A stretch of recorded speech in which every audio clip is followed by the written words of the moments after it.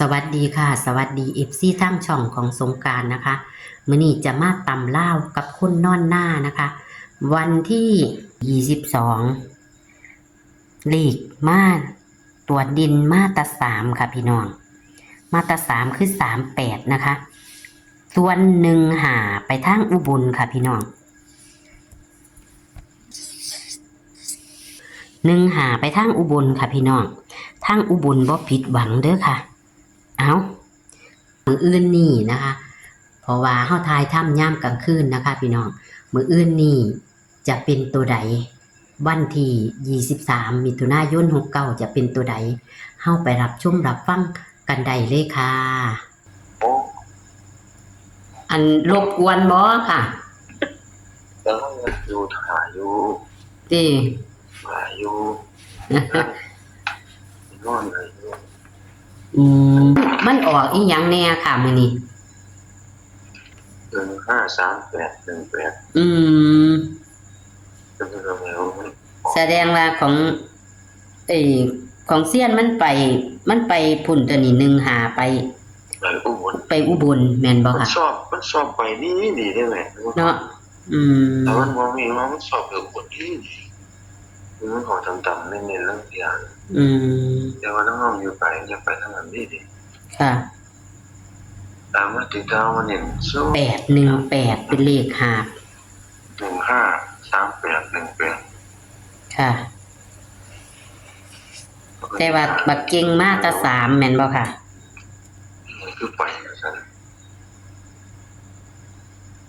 อืมเขามันก็บ่เข้าต่อเนื่องเนาะครับหมดตัวอืมมันมีแตะตุเก่งก็เป็นบัก3เฮานึงมาแตา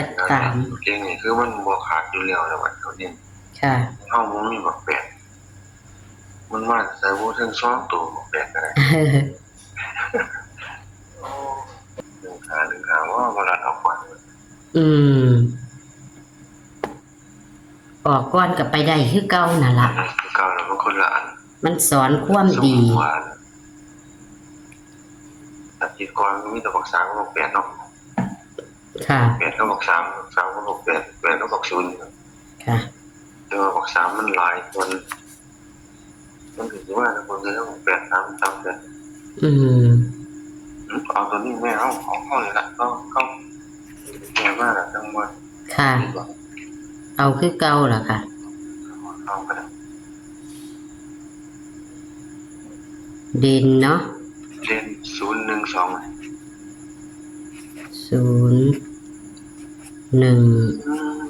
กันได้ไหมนะมันจะเป็นเห็นแล้วก็ลืมเพราะว่าบอก8ก็บอก3มันเป็น1ตัวค่ะไม่งั้นอะไร012ครับถึงแล้วเพราะว่าตรงนี้มันเป็น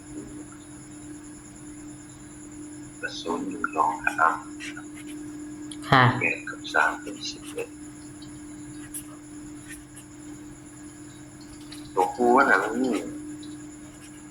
วันนี้อันเงินเสียงมันจะเป็น4ตัวมื้อนี้คือเป็นเสียงคอยค่ะมื้อนี้เสียงคอยมื้อนี้ค่ะเสียงควายเนี่ยก็แห้งก็ดังกับอันว่ามันเร่งเสียงขึ้นแล้วมันจังได๋นี่จ้ะต้มแล้วตัวเปิดกันเต็มค่ะเอาวางเฮาต่อค่ะตัวติดค่ะตัวติดมัน395เมตร395 395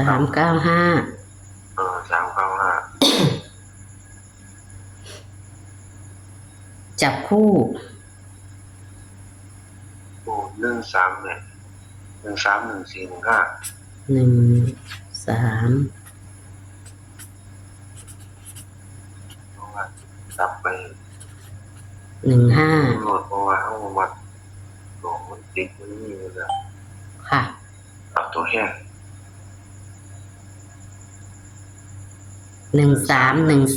ค่ะครับแล้วก็ 0507 0507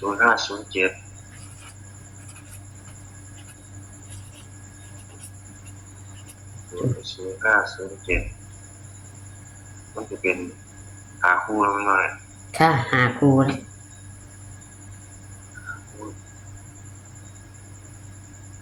เอาหนึ่งเก็บอีกไหม ค่ะ17 ตกกันเอา16กับ29กัน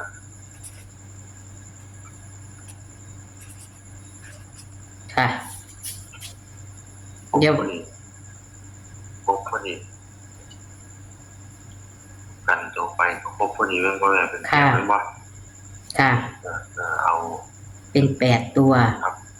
ตัวเด่นคือบักหนึ่งเด้อแม่เด้ออยู่บักเก่งเนาะ ค่ะ อยู่บักหนึ่งเอาหนึ่งสองรอบครับปล่อยนะครับเอาบักหนึ่งตัวเด่นตัวเด่นที่บักหนึ่งนี่ล่ะปล่อยสองเขาศูนย์คือว่า07 05เอานี่ล่ะแต่ว่าตัวเน้นคือบักหนึ่ง ตัวเน้นคือ1 ครับ ให้ว่า13 14 15 17 16คือตัวเน้นบ่ ครับเอาเน้นคือตัวก้อนนะแม่1 3 1 4 5เลย อืม เอา3คู่นั่นแหละ ค่ะ ตัวบักหนึ่ง71บางคนเป็นตัวรอง อืม เพราะว่าเขาเอารุ่นแล้วเขาเองคือตามตัวที่แหลกนะแม่ขนาดนะ4 5ละ ค่ะ ลองหนึ่งครับลองมากเลยละบ้าเลยเดินออกแต่ตัวห้องวันนี้คนเลย 8ก็มานำกันอีกคักอยู่ กับ8 คนหนึ่งเหลือยา18อยู่แหม3เดือนละกัน อืม8คัก8แน่คือ8คัก8แน่อ้าวบัดนี้ก็สิทวนให้ฟังเด้อค่ะเลขเด่นเฮาก็มี0กับ1กับ2เนาะค่ะ 01 กันเน้น1เนาะค่ะ ครับเน้น ตัวติดมี3มี9มี5จับคู่13 14 15 05 07 17ตัวกัน1629นะคะ ครับ เน้นก็คือ3หาง13 14 15 ครับ ค่ะเพื่อความชั่วบางที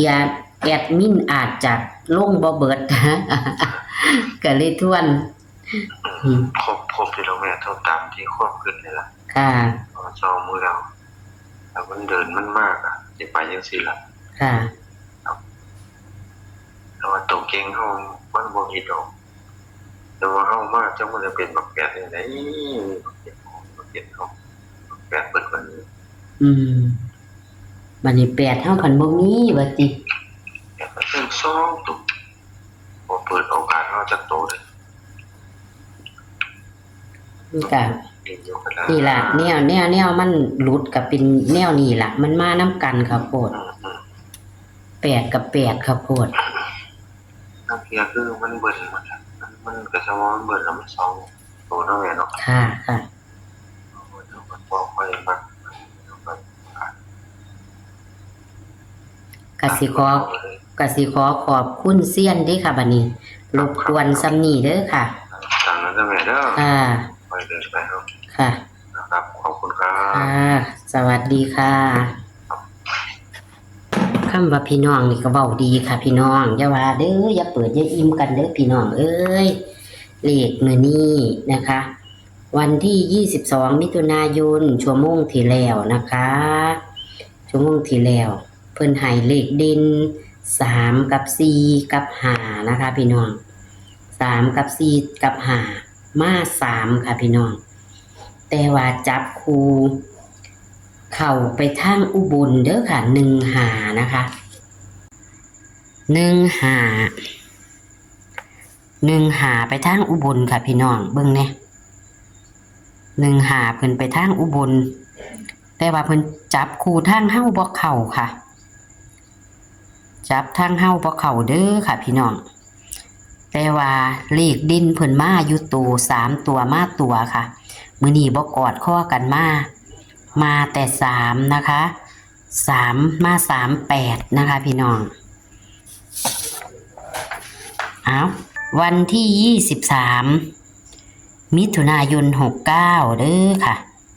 คนนอนหน้ามาแล้วพี่น้องอย่าเผลออย่าพลาดเด้อค่ะพี่น้องนี่ล่ะค่ะเพิ่นให้ตัวดินกับ012นะคะเลขติดกับ395บางเทียก็กอดข้อกันมาไล่ตังบางเทียก็กอดข้อกันมาไล่นอนเด้อพี่น้องนี่ล่ะค่ะตำล่าวันที่23เด้อค่ะเพิ่นก็บ่ให้หลายหางค่ะให้8หางกับตัวกันนะคะนี่ล่ะค่ะ131415050717ตัวกัน